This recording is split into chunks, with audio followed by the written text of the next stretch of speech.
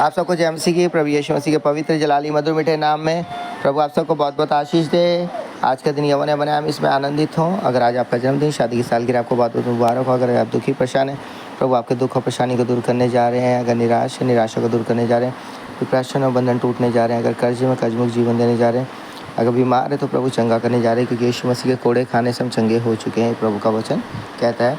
आज हम नीति वचन 20 अध्याय पढ़ने जा रहे हैं। यहाँ पे लिखा है, दाख में जो ठट्ठा करने वाला और मदिरा हल्ला मचाने वाली है, जो कोई उसके कारण चूक करता है वो बुद्धिमान नहीं। राजा का भय दिखाना, सिंह का गरजना है। जो उस पर रोष करता है वो अपने प्राण का अपराधी होता है। मुकदमे से हाथ उठाना पुरुष की महिमा ठहरती है, परंतु सब मूढ़ झगड़ने को तैयार होते हैं। आलसी मनुष्य शीत के कारण हल नहीं जोता, इसलिए कटनी के समय वो भीख मांगता और कुछ नहीं पाता।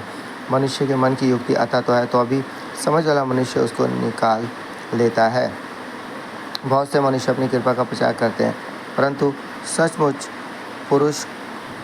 सच्चा पुरुष कौन पा सकता है। धर्मी जो खराई से चलता रहता है, उसके पीछे उसके बाल बच्चे धन्य होते हैं। राजा जो न्याय के सिंहासन में बैठा करता है, वो अपनी दृष्टि से सब बुराई को छांट लेता है। कौन कह सकता है कि मैंने अपने हृदय को पवित्र किया अथवा पाप से शुद्ध हुआ हूँ। घटते बढ़ते बटखरे और घटते बढ़ते नफे, इन दोनों से युवक घृणा करता है।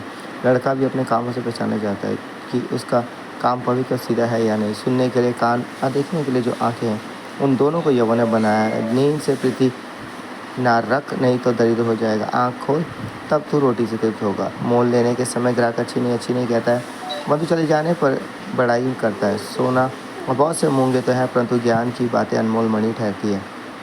जो अनजाने का उत्तरदायी हुआ हो उसका कपड़ा, और जो पराये का उत्तरदायी हुआ हो उससे बंधक की वस्तु ले रख। चोरी छिपे की रोटी मनुष्य को मीठी तो लगती है, परंतु बाद में उसका मुंह कंकड़ों से भर जाता है।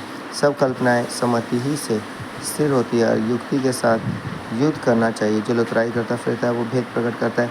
इसे बकवादी से मेल जोल न रखना। जो अपने माता पिता को कोसता, उसका दिया बुझ जाता और घोर अंधकार हो जाता है। जो आग पहले उतावली से मिलता है, अंत में उस पर आशीष नहीं होती। मत क्या, मैं बुराई का बदला लूँगा, वरन यहोवा की बाट जोता रहे, वो तुझको छुड़ाएगा। घटते बढ़ते बटखरे से यहोवा घृणा करता है, और छल का तराजू अच्छा नहीं। मनुष्य का मार्ग यहोवा की ओर से ठहराया जाता है। आदमी कैसे अपना चलना समझ सके।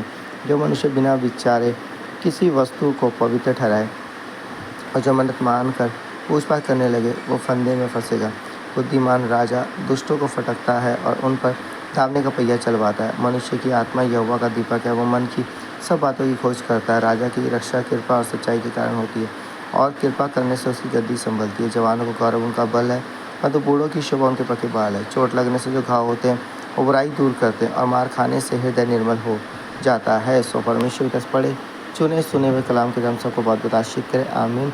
साई अपने सर को झुकाएंगे, अपनी आंखें बंद करेंगे।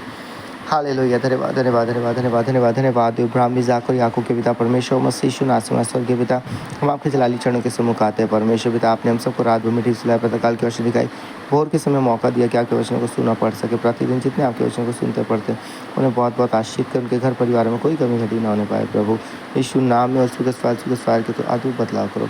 पिताई का जीवन दो, वचन का जीवन, आराधना का जीवन दो प्रभु। और जब भी वो आपको पुकारते मिल गए, आपके हजूरी स्पर्श को महसूस करें प्रभु। आप प्रभु उनके जीवन से कष्ट निराशा को दूर कर। जो बीमार है स्वस्थ हैं प्रभु जी, आप उन्हें भी छू ले, क्योंकि यीशु राजा आपके कोड़े खान सब चंगे आपका वचन कहते हैं। आप प्रभु यीशु आपका लहू जो कलह को सवार उसी लहू को उन बीमारों के ऊपर चाहते हैं प्रभु। छू कर स्वस्थ तंदुरुस्त करे, सारी दर्द से छुटकारा दे, सारे डिप्रेशन वजन टूटे। फायर के तो अद्भुत बदलाव करो प्रभु। छू लो पिता, पुत्र पवित्र आत्मा की हजूरी की तरह महान गवाही के लिए तैयार करो परमेश्वर पिता, क्योंकि वो आपके परिवार, आपके संतान, आपके लोग हैं प्रभु। आप उनके ऊपर दया करें, उनके बेटे बेटियों के ऊपर दया करें प्रभु। आप उनके बच्चों के लिए द्वार खोले प्रभु जी। जो बाहर जाना चाहते हैं PR वीज़ा के लिए द्वार खोले, जो जॉब चाहते हैं जो जॉब मिले, जो आगे स्टडी करना चाहते हैं उनके द्वार खोले, जिन्होंने +2 किया और जिन्होंने नीट के एग्ज़ाम दिए, अच्छे उनके रैंक आए प्रभु, अच्छे मार्क्स आए प्रभु जी। और प्रभु जिस कॉलेज में वो एडमिशन चाहते हैं वहाँ एडमिशन मिलने के लिए द्वार खोले परमेश्वर पिता। उनके सीट के लिए माध्यम बनाए प्रभु, उनके फ़ीस के लिए द्वार खोले प्रभु जी। और सच में प्रभु जो डॉक्यूमेंट्स बनने के लिए द्वार खोले प्रभु। सारी रुकावट परेशानियों को दूर करें, जिनका कर्जा कर्जमुक्त जीवन दे। हाँ प्रभु जी, आज का दिन इनके लिए मुबारक हो, ये हफ्ता इनके लिए मुबारक हो, ये महीना इनके लिए मुबारक हो। गर्मी के प्रकोप से बचा, हर एक को सुरक्षा दे प्रभु। इनके लिए बंद द्वार खोलें प्रभु जी। वचन के गहरे भेद उनके जीवन में प्रकट करें। प्रार्थना उपवास का जीवन दे, वरदानों फलों के योग्य बनाए प्रभु, क्योंकि प्रभु आपका आत्मा रोमियो 8:9 में लिखा है, परमेश्वर का आत्मा तुम में वास करता है। हाँ प्रभु, आपका आत्मा उन्हें वास करता है, वो आत्मा उनकी अगुवाई करे प्रभु। आप उन्हें जयवंत करें और उनके द्वारा उनके अधिकारी मालिकों के हृदय को भी नम्रोदीन करें और उन्हें भी ब्लेसड करें।